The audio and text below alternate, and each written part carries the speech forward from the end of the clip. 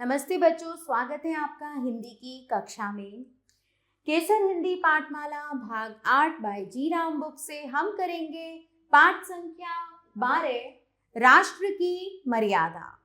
भारत वीरों की भूमि है।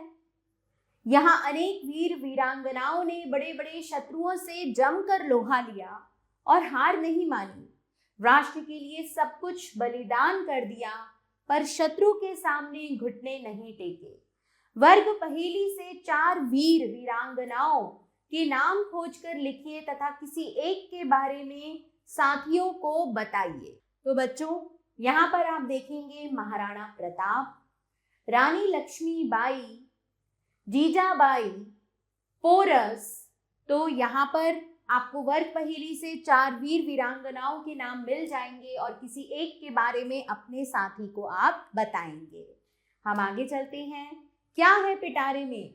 यूनानी आक्रमणकारी सिकंदर विभिन्न प्रदेशों को जीतते हुए भारत की सीमा पर आ पहुंचा। स्थानीय शासक आम्भीक ने उसकी अधीनता स्वीकार कर ली थी, लेकिन झेलम के राजा पोरस की सेनाएं उसे भारत में प्रवेश नहीं होने दे रही थी। इस पर सिकंदर अपने दूत के वेश में पोरस के दरबार में आया। राष्ट्र की मर्यादा का सच्चे अर्थों में पालन करने वाले पोरस ने उसके साथ कैसा व्यवहार किया, जानने के लिए यह एकांकी पढ़िए। पात्र परिचय करेंगे पहले बच्चों। पोरस झेलम का शासक, सिकंदर यूनानी शासक, सेनापति पोरस का सेनापति, अमात्य पोरस का मंत्री, सामंत पोरस का बड़ा जमींदार और अन्य सैनिक, द्वारपाल आदि। प्रथम दृश्य देखेंगे बच्चों। स्थान है महाराज पोरस के राजभवन का एक कक्ष। समय है पूर्व मध्याह्न। महाराज पोरस के सुसज्जित राजभवन का कक्ष सुसज्जित विशाल दालान में दूध सी सफेद चादर बिछी है, जिस पर बहुमूल्य कालीन बिछा है। दीवारों पर राम कृष्ण आदि के अत्यंत सुंदर चित्र लगे हैं। एक और खूंटियों पर कुछ शस्त्रास्त्र लटक रहे हैं। दालान के 2 द्वार बाहर बरामदे में खुलते हैं और एक पीछे के प्रकोष्ठ में। दालान में दीवारों के साथ साथ बड़े बड़े मसनद रखे हैं, जिनसे टेक लगाकर अमात्य, सामंत, प्रधान सेनापति और दरबारी बैठे हैं। सामने दीवार के साथ एक बड़े मसनद के सहारे महाराज पोरस बैठे हैं। उनकी अवस्था लगभग 40 वर्ष की होगी। उनके मुख पर वीरोचित तेज झलक रहा है। उनका रंग गोरा है, मस्तक ऊंचा और वक्ष विशाल। मस्तक पर तिलक लगा है।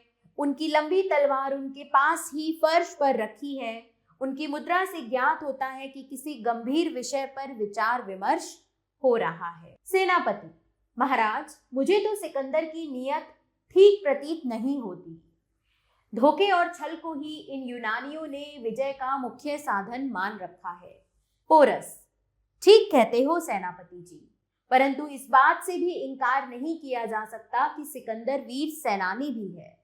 सेनापति: हाँ महाराज, परंतु उसने ईरान, गांधार आदि में जिस ढंग से विजय प्राप्त की, उसे वीरोचित नहीं कहा जा सकता। सुना है कि डेरियस के दुर्ग पर अधिकार करने के लिए सिकंदर ने छल से काम लिया। पोरस: सुना तो मैंने भी है, परंतु आप एक बात भूल जाते हैं कि प्रेम और युद्ध में सब कुछ उचित होता है। स्वयं सावधान रहना चाहिए। यदि शत्रु परिस्थिति से लाभ नहीं उठाता तो वह मूर्ख है, और हम सावधान नहीं रहते तो दोष हमारा है। राष्ट्र के कर्णधारों को हमेशा सावधान रहना चाहिए। हार कर शत्रु को कोसना मूर्खता है। सेनापति: परंतु। पोरस: परंतु वरंतु कुछ नहीं सेनापति। स्मरण रहे, जो व्यक्ति जीत जाता है उसकी प्रवंचना, छल कपट आदि की चालें कूटनीति और राजनीति कहलाने लगती हैं, और जो हार जाता है उसकी नैतिकता, धार्मिकता, उदारता आदि को पाखंड तथा मूर्खता कहा जाता है। पुराने इतिहास को जरा ध्यान से पढ़े, यह बात भली भांति समझ में आ जाएगी। अमात्य: महाराज, हमें अतिशय सावधानी से काम लेना चाहिए। जहां तक मैं समझता हूं, सिकंदर के साथ हमारा युद्ध अनिवार्य है। सामंत: महाराज, यदि संभव हो तो हमें साम दाम आदि से युद्ध को टालना चाहिए और देश को नरसंहार से बचाना चाहिए। पोरस: मैं भी यही चाहता हूँ। परंतु यदि साम दाम आदि से काम न चले तो सिकंदर के साथ साम और दाम की नीति के प्रयोग का अर्थ होगा आंभीक के समान उसकी अधीनता स्वीकार करना तथा राष्ट्र हितों को उसके हाथ बेच देना, क्योंकि इससे कम उसकी कोई शर्त नहीं होगी। हम साम दाम का प्रयोग करके भारत भूमि को आतताई आक्रमणकारियों के हाथों नहीं बेच सकते। ऐसा करना मातृभूमि के प्रति अक्षम्य अपराध होगा।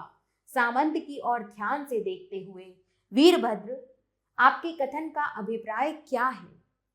वीरभद्र, महाराज, मेरा कुछ भी अभिप्राय नहीं, केवल नरसंहार को रोकना है, और वह भी यदि संभव हो तो। अन्यथा राष्ट्र के लिए लड़ने वालों एवं राष्ट्र के लिए बलिदान देने वालों में मैं सबसे आगे रहूंगा। मैं आंभीक नहीं हूं महाराज। पोरस, आपके वचनों को सुनकर मैं प्रसन्न हुआ। मुझे ज्ञात है कि देश की सेवा में आप किसी से पीछे रहने वाले नहीं। मैं भी युद्ध का समर्थक नहीं हूं, परंतु कभी कभी ऐसी परिस्थितियां उत्पन्न हो जाती हैं जब राष्ट्र को युद्ध में कूदना पड़ता है। उस समय व्यक्ति का प्रश्न नहीं होता, राष्ट्र के मान अपमान और मर्यादा का प्रश्न होता है, और तब राष्ट्र के लिए जीवन दान भी तुच्छ प्रतीत होता है। सेनापति, मैं भी यही समझता हूं महाराज। सिकंदर से शीघ्र ही हमारा युद्ध होगा। हमें उसके लिए तैयार रहना चाहिए और सिकंदर को ऐसा पाठ पढ़ाना चाहिए कि वह सदा स्मरण रखे कि भारतीय वीर सैनिक किस प्रकार स्वागत करते हैं। पोरस, हाँ, अवसर आने दो। सिकंदर को युद्ध भूमि पर भारतीय वीरों का जवाब राष्ट्र गौरव के अनुकूल ही होगा। द्वारपाल प्रवेश करता है और अभिवादन करके खड़ा हो जाता है। क्या बात है राम मूर्ति? द्वारपाल, महाराज, एक राजदूत है, कहता है कि मुझे सिकंदर महान ने भेजा है और मुझे अभी महाराज से मिलना है। अमात्य, उसे कहो कि कल दरबार में उपस्थित हो। द्वारपाल, मैंने तो उसे मना कर दिया है अमात्य जी, परंतु वह कहता है कि मुझे अभी मिलना है और संदेश देकर वापस जाना है, बहुत आवश्यक संदेश है। पोरस, अच्छा, अंदर भेज दो। द्वारपाल जाता है और सिकंदर के राजदूत के साथ प्रवेश करता है। सिकंदर का राजदूत एक ऊंचा, लंबा, बलिष्ठ युवक है। उसका रंग गोरा और मुख तेजस्वी है। वह यूनानी सैनिक की वेशभूषा में है। अंदर आते ही वह यूनानी ढंग से महाराज पोरस का अभिवादन करता है और सरसरी दृष्टि से कमरे के वातावरण तथा उपस्थित व्यक्तियों का अवलोकन करता है। पोरस एक रिक्त आसन की ओर संकेत करते हुए, बैठिए। दूत आसन पर बैठ जाता है। वह तीक्ष्ण एवं जिज्ञासु दृष्टि से सबके मुख की ओर देखता है। महाराज पोरस गंभीरता पूर्वक उसके मुख की ओर देखते हैं। दूत महाराज पोरस से, सिकंदर महान ने आपके लिए मित्रता का संदेश भेजा है। पोरस, यह तो मेरा और राष्ट्र का अहोभाग्य है। जिसे सिकंदर महान जैसा मित्र मिले उसे और क्या चाहिए। दूत, इसलिए उन्होंने मुझे सेवा में भेजा है। उनका आग्रह है कि आप उनकी मित्रता के हाथ को स्वीकार करें, उसे पीछे हटने के लिए बाध्य ना करें। पोरस, तो इसे विजेता सिकंदर की मित्रता का आग्रह माना जाए या उनका राजकीय आदेश। दूत, यह आपकी इच्छा पर निर्भर है। पोरस दूत के मुख को देखते हुए, हम विजेता सिकंदर के आभारी हैं, परंतु मित्रता तो प्रेम के आदान प्रदान से होती है, आग्रह या आदेश से नहीं। दूत, परंतु मैं आपको सुझाव दूंगा कि उनकी मित्रता को स्वीकार करें, चाहे जैसे भी। पोरस नम्र परंतु दृढ़ शब्दों में, आप अपना सुझाव न दीजिए, अपने स्वामी का संदेश कहिए। दूत, वही तो कह रहा हूं। पोरस, अच्छा, यह बताइए कि आपके स्वामी इस मित्रता के उपलक्ष्य में हमसे क्या आशा रखते हैं। दूत, कुछ अधिक नहीं, वे केवल यह चाहते हैं कि आप उन्हें आगे बढ़ने का मार्ग दे दें। वे भारत विजय के लिए यहाँ आए हैं और इसलिए मगध राज्य पर आक्रमण करके उसे जीतना और भारतवर्ष को अपने अधीन करना चाहते हैं। पोरस, दूत, महान विजेता सिकंदर के आप विश्वसनीय मित्र तथा विशेष कृपा पात्र बन जाएंगे। पोरस, दूत, उनके दरबार में आपको सम्मानित स्थान प्राप्त होगा। पोरस, और यदि हम आपके स्वामी की मित्रता को स्वीकार न करे तो? दूत आश्चर्य से महाराज की ओर देखते हुए, ऐसा नहीं हो सकता। पोरस, क्यों नहीं हो सकता? दूत, तो आपको महान विजेता सिकंदर का कोप भाजन बनना पड़ेगा। आप उनकी शक्ति को नहीं जानते। उन्होंने संसार के कितने ही बड़े बड़े राज्यों को नष्ट कर दिया है, वहां के नगरों को जलाकर राख कर दिया है। वही दशा आपके राज्य की भी होगी। पोरस, तो आप हमारी ओर से अपने विजेता स्वामी से कह दें कि हमें उनकी मित्रता की शर्त स्वीकार नहीं है। हम देश के साथ द्रोह नहीं कर सकते।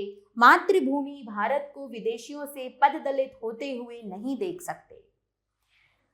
अपने राष्ट्र को, ऋषियों और देवताओं की भूमि को अपवित्र होते नहीं देख सकते। दूत, परंतु आप आम्भीक के समान विजेता सिकंदर की मित्रता क्यों नहीं स्वीकार कर लेते? पोरस, क्योंकि हम आम्भीक के समान देशद्रोही और कायर नहीं हैं, और ना ही हमें सिकंदर की शक्ति का भय है। इसके अतिरिक्त हम विजेता सिकंदर की भूख को संतुष्ट नहीं कर सकते। दूत विस्मित मुद्रा से, भूख? पोरस, हाँ, उसकी लूट मार की भूख, अधिकाधिक स्वर्ण तथा मणि माणिक्य पाने की भूख। दूत गंभीरता से, तो आप महान विजेता सिकंदर को चुनौती देते हैं, युद्ध के लिए तैयार हो जाइए। पोरस, देखिए, चुनौती हमारी ओर से नहीं है, वह आपके स्वामी की ओर से है। हाँ, युद्ध हमें स्वीकार है। हम राष्ट्रद्रोही नहीं बन सकते। राष्ट्र की रक्षा करना हमारे जीवन मरण का लक्ष्य है। अमात्य को पास बुलाकर उसके कान में कुछ कहते हैं। अमात्य संकेत पाकर जाता है। दूत, अच्छा, तो मैं चलता हूँ। पोरस, अभी थोड़ा रुकिए, मध्याह्न हो गया है। हम सभी भोजन करने के लिए जा रहे हैं। आप भोजन करके जाइएगा। हम भारतीय अपने अतिथि को भूखा नहीं भेजते।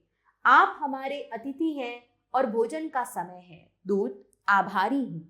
महाराज पोरस का संकेत पाकर सभी उठते हैं। अब है बच्चों द्वितीय दृश्य। स्थान है महाराज पोरस की पाकशाला, समय मध्याह्न।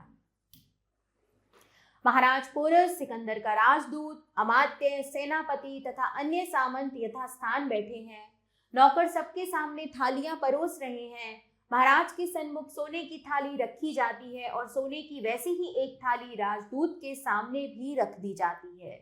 शेष सभी के सामने चांदी की थालियां रखी हैं। परोसने वाले नौकर राजदूत की थाली को छोड़कर अन्य सभी की थालियों में विविध प्रकार के व्यंजन एवं पूरियां रखते हैं। पोरस, इनके लिए भी लाओ।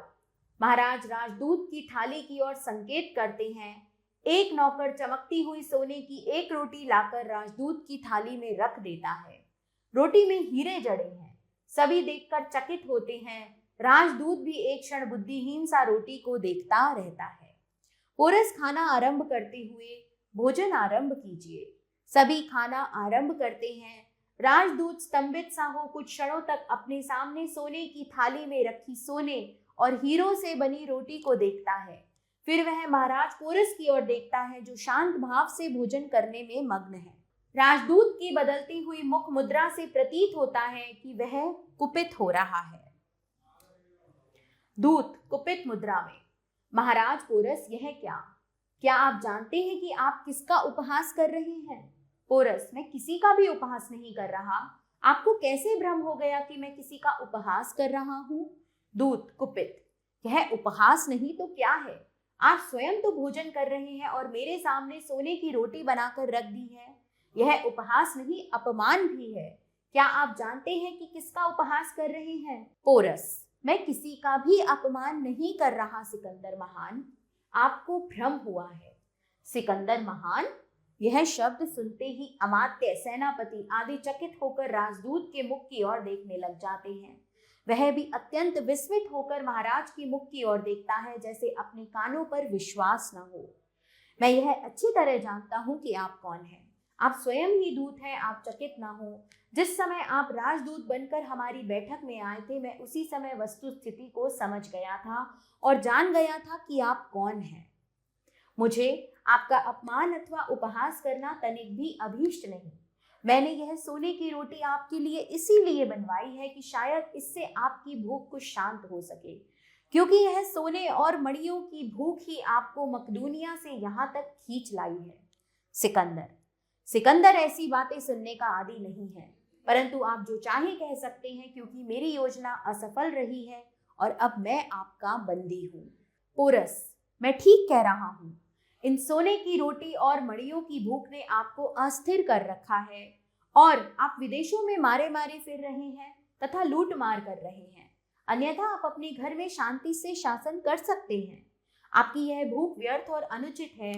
आप यह सब अनुभव कर रहे हैं। भूख मिटती है अन्न की रोटी से, ना कि सोने और मड़ियों की रोटी से। मैं यही आपको सिखाना चाहता था।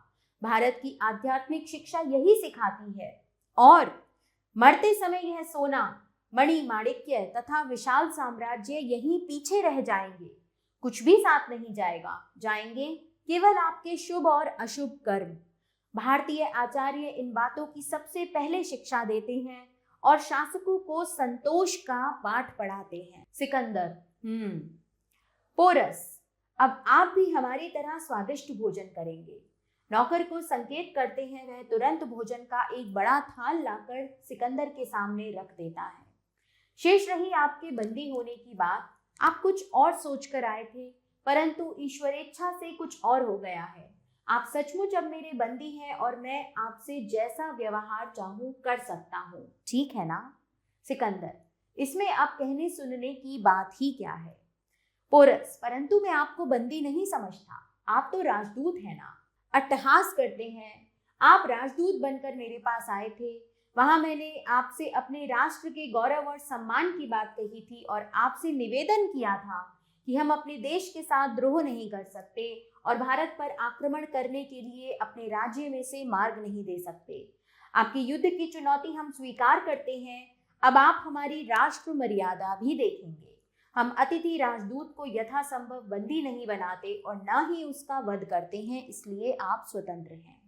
सिकंदर आश्चर्य से महाराज पोरस के मुख की ओर देखता है। हाँ, मैं ठीक कह रहा हूँ।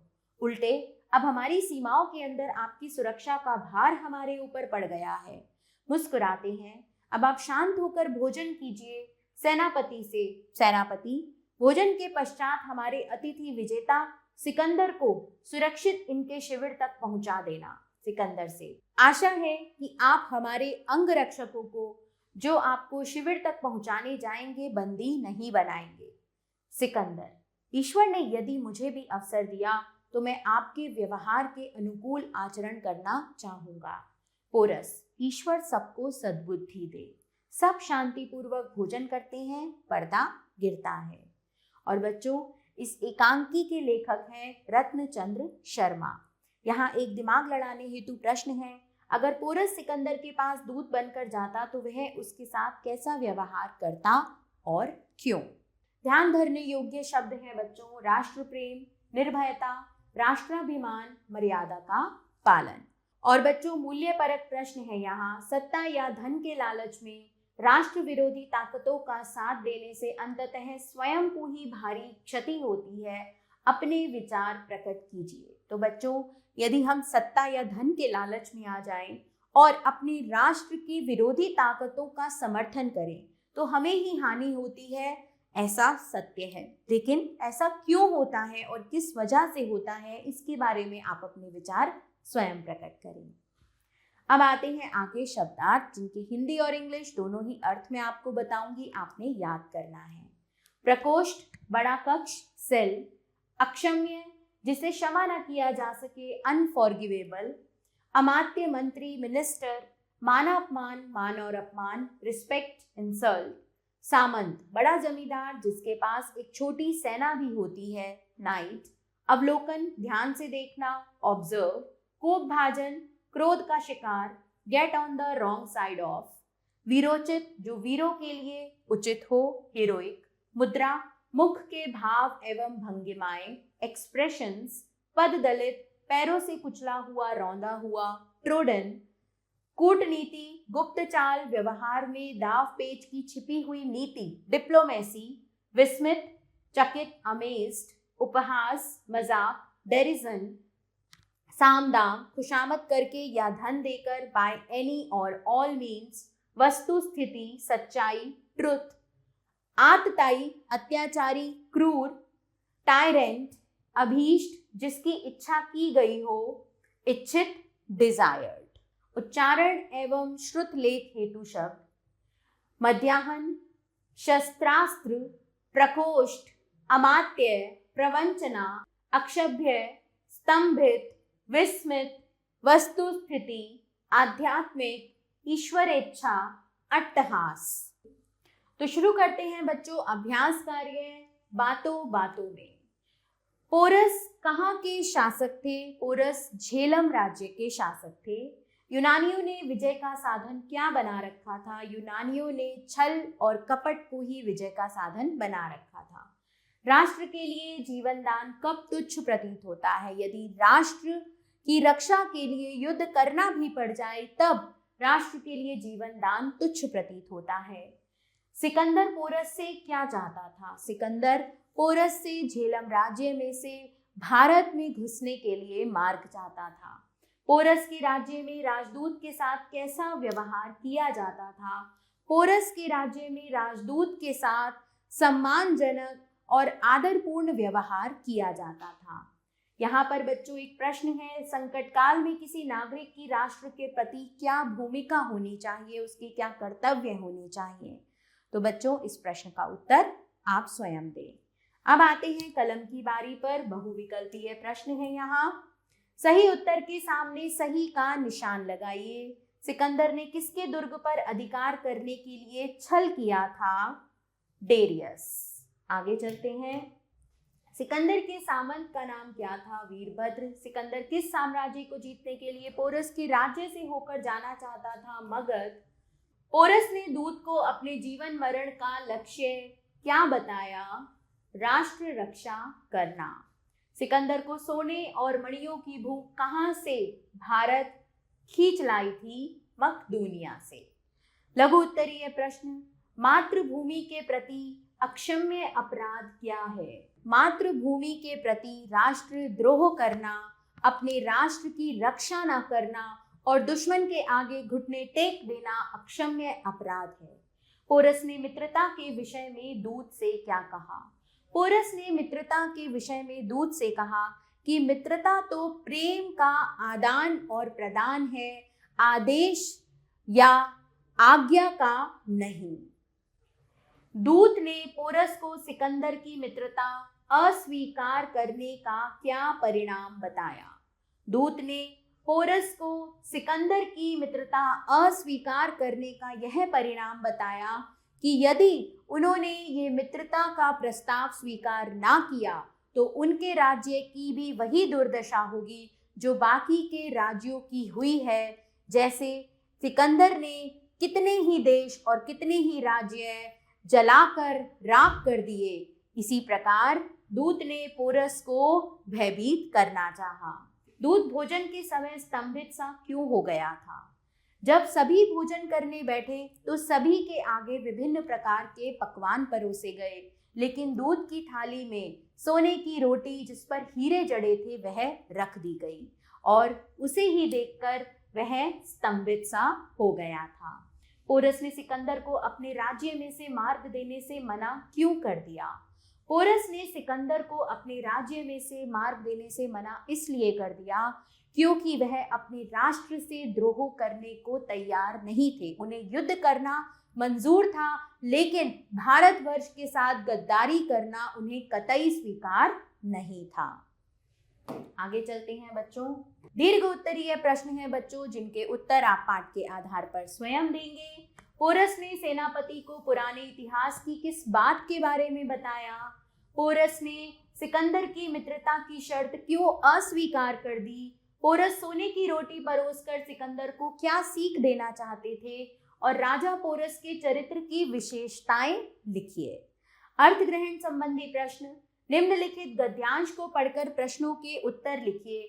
मैं यह अच्छी तरह जानता हूं कि आप कौन हैं। आप स्वयं ही दूत हैं। आप चकित ना हो। जिस समय आप राजदूत बनकर हमारी बैठक में आए थे, मैं उसी समय वस्तु स्थिति को समझ गया था और जान गया था कि आप कौन हैं। मुझे आपका अपमान अथवा उपहास करना तनिक भी अभीष्ट नहीं। मैंने यह सोने की रोटी आपके लिए इसीलिए बनवाई है ताकि इससे आपकी भूख कुछ शांत हो सके। राजा पोरस किस वस्तु स्थिति को समझ गए थे? राजा पोरस यह समझ गए थे कि जो व्यक्ति राजदूत बनकर उनकी बैठक में आया है वह राजदूत नहीं, स्वयं सिकंदर महान है। गद्यांश में सिकंदर की किस भूख की ओर संकेत किया गया है? ज्यादा से ज्यादा पा लेने की भूख, सोने और मणि रत्नों को हासिल कर लेने की भूख की ओर गद्यांश में संकेत किया गया है। गद्यांश में से सामासिक और उपसर्ग युक्त शब्द चुनकर लिखिए और अर्थ लिखना है बच्चों आपको उपहास का और अभीष्ट का। तो प्रश्न 3 और 4 बच्चों आप स्वयं करें। ज्ञान झरोखा देखेंगे बच्चों। राजा पोरस का समय 340 ईसा पूर्व से 315 ईसा पूर्व तक का माना जाता है। उनका राज्य झेलम नदी से चिनाब नदी तक फैला हुआ था। अब आते हैं हम व्यवहारिक व्याकरण पर बच्चों। प्रश्न 1 देखेंगे। निम्नलिखित शब्दों के विलोम शब्द लिखिए। सुंदर, कुरूप, नैतिक, अनैतिक, युद्ध, संधि, आक्रमण, रक्षण। बच्चों बाकी सभी शब्दों के विलोम शब्द आप स्वयं लिखें। सुसज्जित शब्द की रचना उपसर्ग सु तथा प्रत्यय इत से हुई है। इसमें मूल शब्द सज्जा में उपसर्ग एवं प्रत्यय दोनों जुड़े हैं। निम्नलिखित शब्दों में से उपसर्ग एवं प्रत्यय अलग करके लिखिए। जैसे अधार्मिक तो उपसर्ग है अ, धर्म इक, असफलता अ, सफल और ता। इसी प्रकार बच्चों आप बाकी शब्दों में से भी उपसर्ग एवं प्रत्यय अलग करके स्वयं लिखें। सेनापति सामासिक पद है। इसमें तत्पुरुष समास है। सेनापति बराबर सेना का पति। पाठ से तत्पुरुष समास वाले शब्द चुनकर लिखिए और उनका विग्रह कीजिए। तो बच्चों यह प्रश्न आप पाठ का अध्ययन करके स्वयं करें। निम्नलिखित शब्दों का संधि विच्छेद कीजिए। शस्त्रास्त्र मतलब शस्त्र और अस्त्र। वीरोचित वीर उचित। मान अपमान। अधिक अधिक। शेष शब्दों का संधि विच्छेद आप बच्चों स्वयं करें।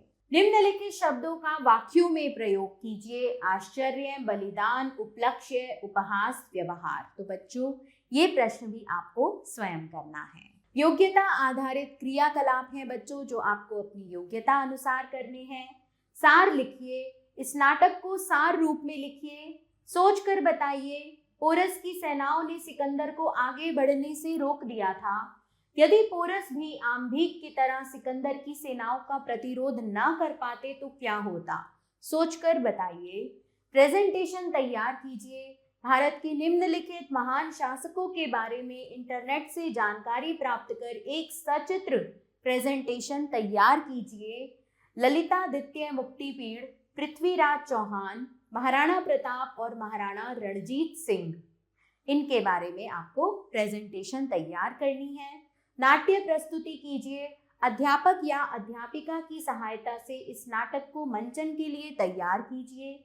उपयुक्त वेशभूषा, साज सज्जा और ध्वनि प्रकाश प्रभाव के साथ साथियों के साथ मिलकर किसी राष्ट्रीय पर्व पर विद्यालय में प्रस्तुत कीजिए। अब है बच्चों एक श्रवण कौशल गतिविधि जो आपको अपनी पुस्तक के पृष्ठ संख्या 172 से अपने अध्यापक और अध्यापिका से सुननी है और ध्यानपूर्वक सुनकर नीचे दिए गए प्रश्नों के उत्तर लिखने हैं। आभार बच्चों, मिलते हैं नए पाठ के साथ।